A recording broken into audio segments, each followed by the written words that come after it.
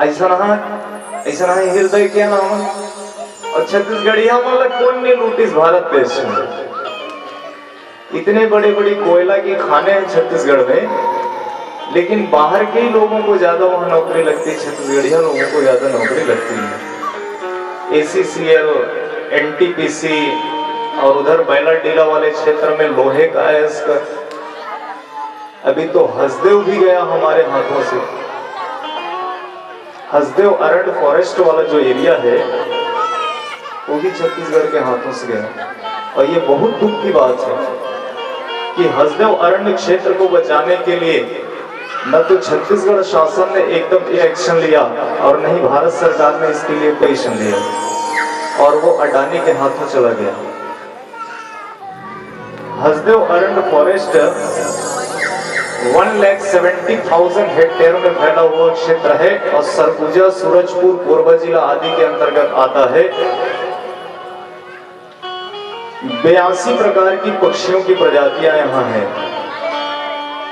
जिसमें से कुछ तितलियों की प्रजाति विलुप्त प्राय हो गई है और 167 प्रकार के वनस्पति पाए जाते हैं, जिसमें से 18 संकटग्रस्त श्रेणी में है। हसदेव की मैं बात बता रहा हूँ आपको। देखा होगा आपने रैली निकालते हुए, खासकर आदिवासी भाई उसके लिए बहुत प्रयास कर रहे हैं।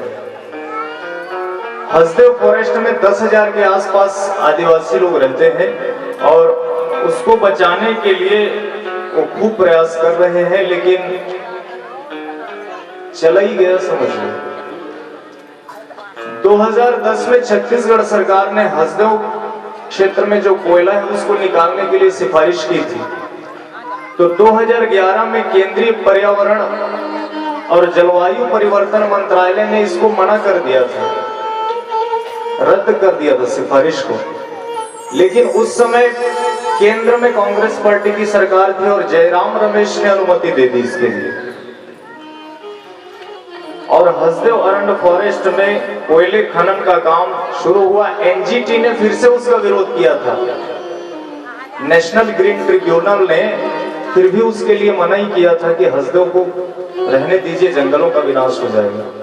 जो लोग हसदेव के पक्ष में लड़ रहे हैं उन्होंने आरोप लगाया है कि लगभग 2,43,000 पेड़ काटने पड़ेंगे हसदेव को कोयला खदान बनाने के लिए।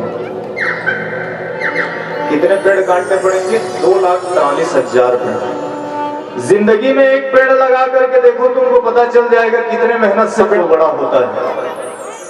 और इतनी बड़ी बड़ी आधुनिक मशीनें हसदेव में लगी हुई हैं कि 1 घंटे में कई हजार पेड़ काट जाते हैं। और भारतीय जनता पार्टी को कोई बोलती है तो वो कांग्रेस पार्टी के ऊपर आरोप लगाते हैं, और कांग्रेस पार्टी को कोई बोलती है तो वो भारतीय जनता पार्टी वाले को बोलते हैं। मतलब एक दूसरे पे वो आरोप प्रत्यारोप कर रहे हैं। और हसदेव तो हमारे हाथ से चला गया ना। छत्तीसगढ़ राज्य क्यों बना था पता है आपको? जंगल, जमीन, इनको बचाने के लिए सन 2000 में छत्तीसगढ़ राज्य का गठन और निर्माण हुआ था। लेकिन धीरे धीरे धीरे जंगल, सरगुजा गया समझो, हसदेव गया मतलब सरगुजा में कुछ नहीं रह गया, बस कोयले की खदान, और वो कोयला लेकर के चले जाएंगे, वहां कुछ नहीं रह जाएगा। एक दिन छत्तीसगढ़ के मैप से वो एरिया ही 0 हो जाएगा, ना खत्म हो जाएगा, आउट हो जाएगा।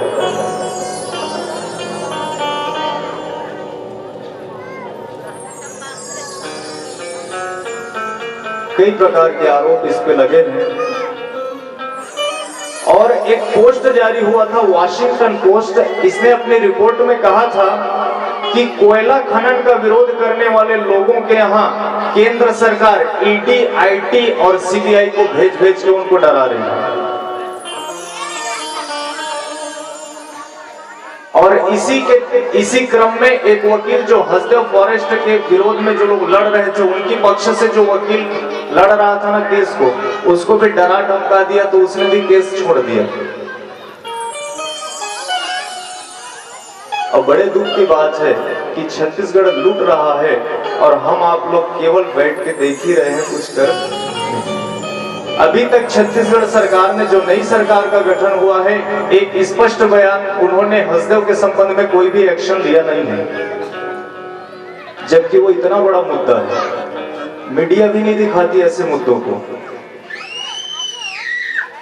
खैर, आज तक लूटा उन्होंने, अभी भी लूट रहे हैं। अब आगे तो भगवान ही मालिक है, क्योंकि जंगल रहेगा तो वर्षा होगी, वर्षा होगी तो आप लोग कृषि करोगे, कृषि करोगे तो अन्न उपजाओगे, अन्न उपजाओगे तो हम संपन्न रहेंगे।